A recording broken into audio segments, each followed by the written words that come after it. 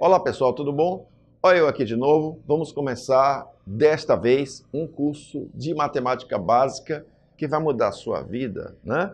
Justamente pela dificuldade que todos vocês estão passando, sofrendo com o Enem, sofrendo com os concursos públicos, seja em qualquer que for o nível, ok? Então vejam bem, nós vamos começar a mudar isso aí. Cada aula vai ser uma grande conquista para nós, eu e você.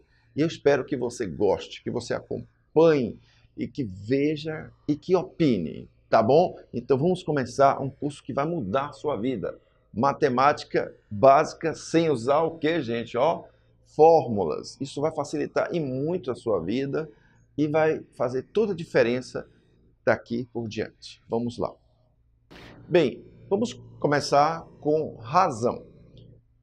Em matemática, temos vários momentos aí que caem razão nas provas de concurso, tá? E, finalmente, o que é razão? É uma fração? É uma divisão? Vamos ver isso aqui. Vamos lá. Então, na realidade, nós vamos trabalhar a razão e proporção, né? Elas estão casadas. Quando se fala em um, se fala no outro também, né? Mas razão, especificamente razão, que é o tema daqui, esse momento, é justamente quando você fala em quociente. Quociente, que é o resultado de uma divisão. Presta bem atenção. Então, dados dois números A e B, exatamente olha eles aqui, A e B, com o B diferente de zero para poder dividir, né? Chamamos de razão ao quociente de A com B.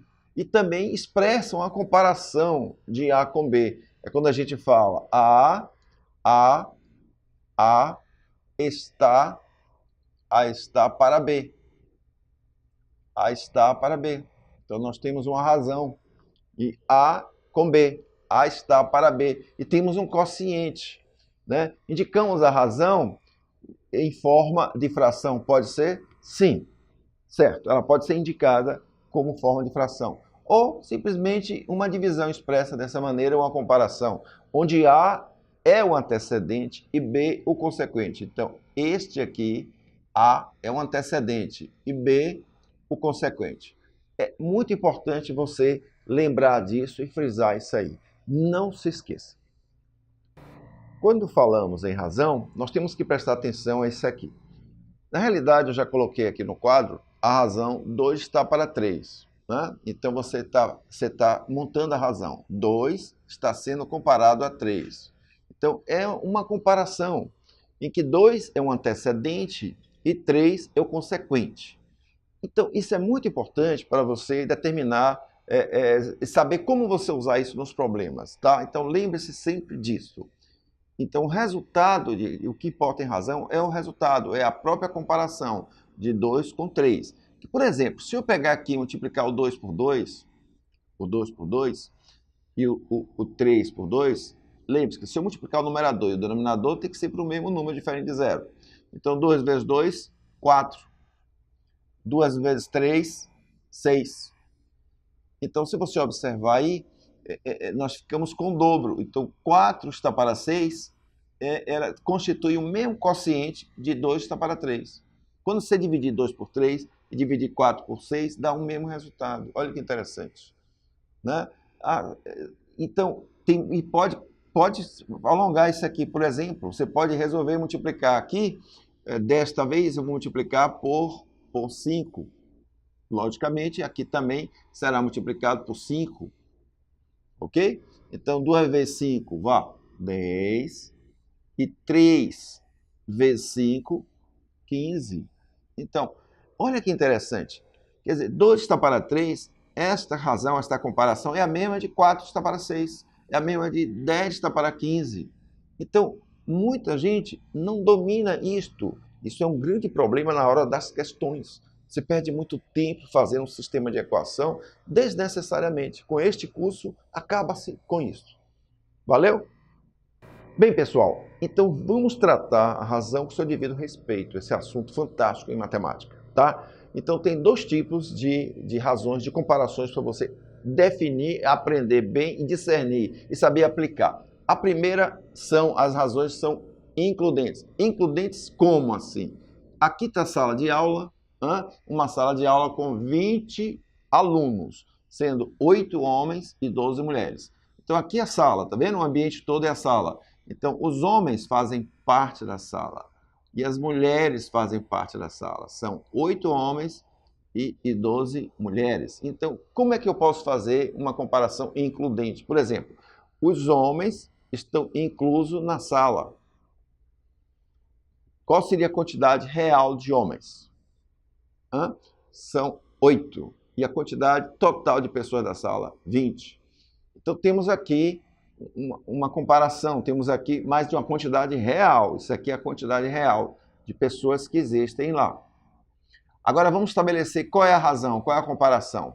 Se eu dividir aqui por 4 e aqui por 4, vai dar quanto aqui? 2/5. Pronto, temos aqui a razão, a comparação, que 2 partes de homens para 5 partes do total da sala.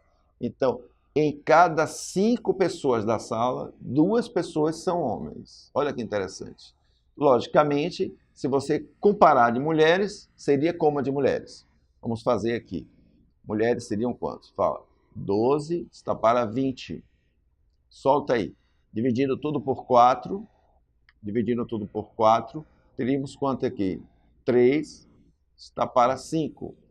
Que aqui seria a comparação inclusa das mulheres e aqui dos homens. Então, em cada 5 pessoas, 3 são mulheres. De cada 5 pessoas, 2 são homens. Então, fica interessante você saber usar razão no caso quando você compara as quantidades que estão sendo correlatas na razão com o todo. Por exemplo, homem está sendo comparado com o total da sala. Mulheres com o total da sala. E aí nós vamos, né? Então, a gente rapidamente consegue chegar a esse denominador comum. Então, pega aí, uma razão includente é quando você compara as partes com o todo, tá certo? Valeu.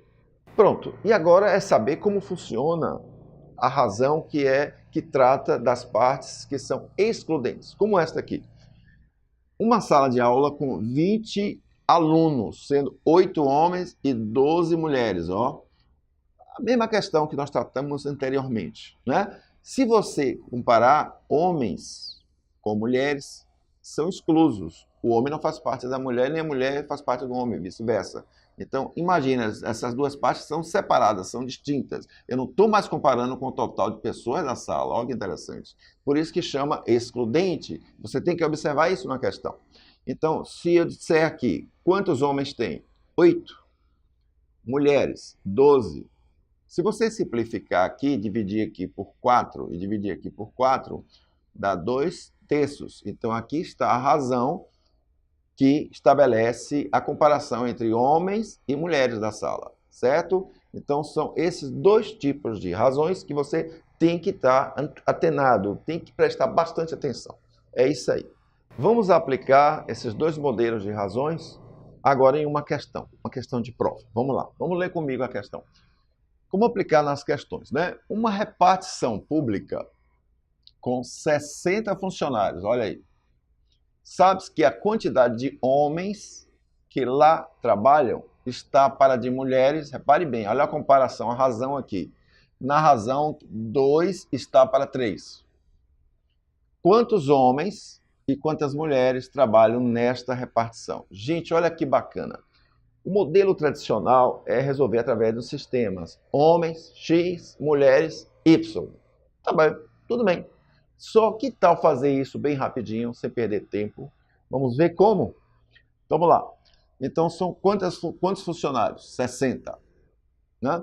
A razão aqui que está sendo comparado, homens e mulheres.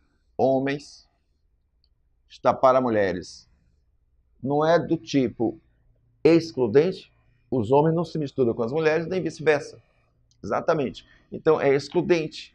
E ao todo, essa quantidade aqui, somada com esta quantidade, tem que dar quantas pessoas? 60. Olha que interessante. 60, então, todo da soma de homens e mulheres.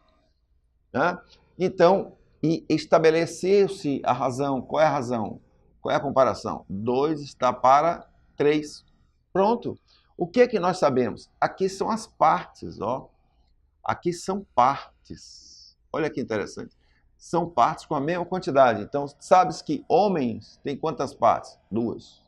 Mulheres, 3 partes. Pronto. Quer ver eu resolver rápido, sem sistema, sem nada? Repare bem. Sabes que 2 mais 3, 2 é a quantidade de partes de homens, 3 é a quantidade de partes de mulheres. 2 mais 3, por que eu estou somando 2 mais 3, hein? Porque é a soma de homens com mulheres que tem na sala. 2 mais 3 dá quanto? 5. Então, se eu dividir 60 por 5, dá quanto? 12. Acabou. Multiplicando aqui e aqui pelo 12, muita gente chama de fator de proporcionalidade, né? Tudo bem, pode chamar do que quiser, só precisa resolver, e rápido.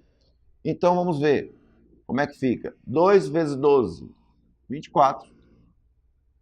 E 3 vezes 12, 36. Meu, acabou. Acabou. Quer dizer que homens têm quantos? 24. Mulheres, 36.